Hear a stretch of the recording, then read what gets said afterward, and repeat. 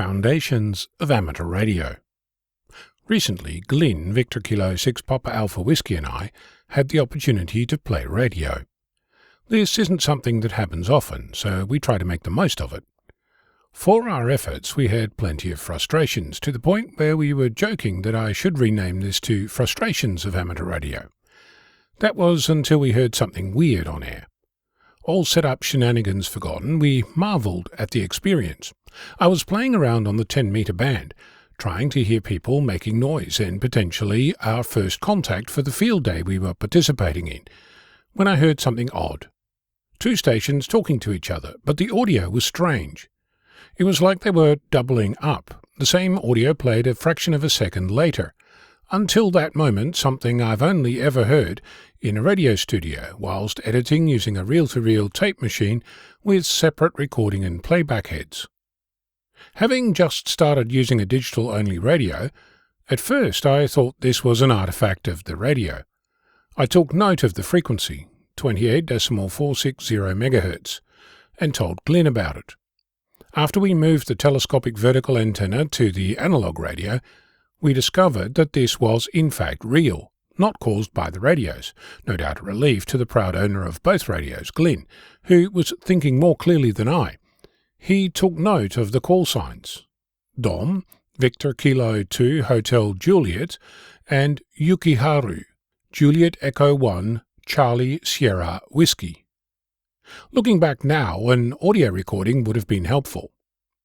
At the time, I suggested that this might be a case of long-path and short-path signals arriving at our station and being able to hear both.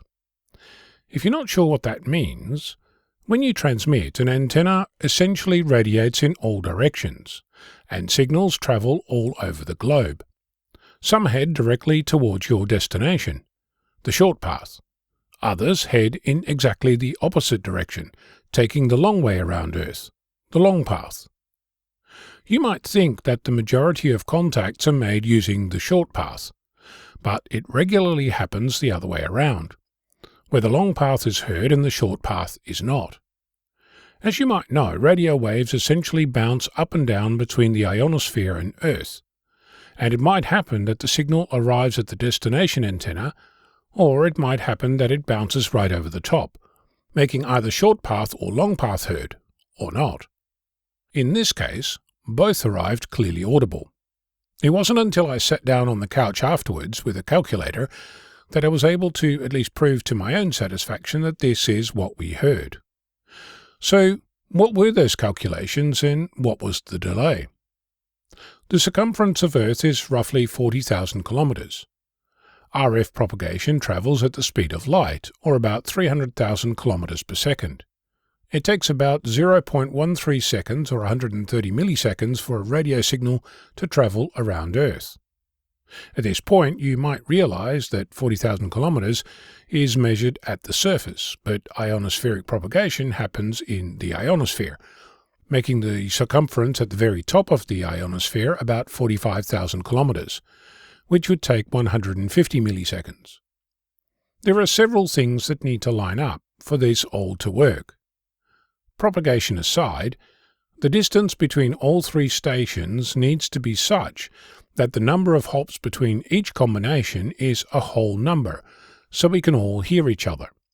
As it happens, the distance between Perth in Western Australia and Maebashi City in Japan is pretty close to the distance between Goulburn in New South Wales and Japan, and the distance between Goulburn and Perth is roughly half that.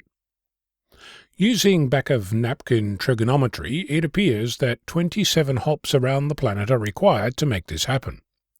That's 5 hops between Perth and Japan and between Goulburn and Japan, and 2 hops between Goulburn and Perth, and 27 hops between Perth and Japan the long way around. Given that the F2 layer, where the 10-metre signal is refracted, exists between about 220 kilometres and 800 kilometres, we can estimate that the total delay for the long path is at least 144 milliseconds.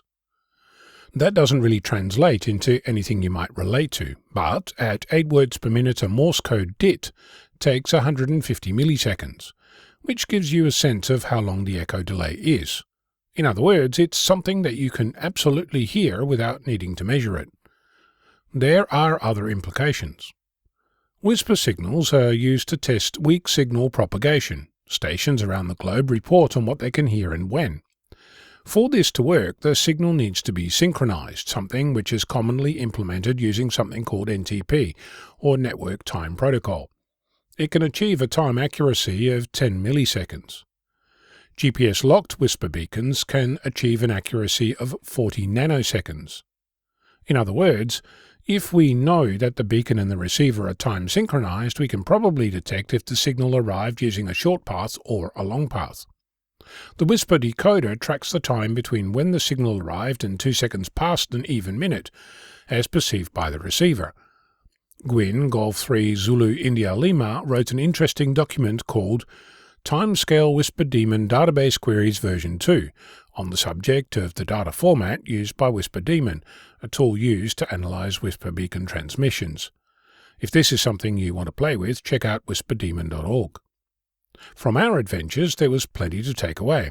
Stay curious, go portable, take notes, practice putting up an antenna, keep a log, laugh and have fun, and last but not least, get on air and make noise. Before I forget, make sure your mate brings a pen for logging when your own trusty scribble stick suddenly gives up the ghost for no apparent reason. I knew there was a reason I preferred pencils. I'm Ono, Victor Kilo 6, Foxtrot Lima, Alpha Bravo.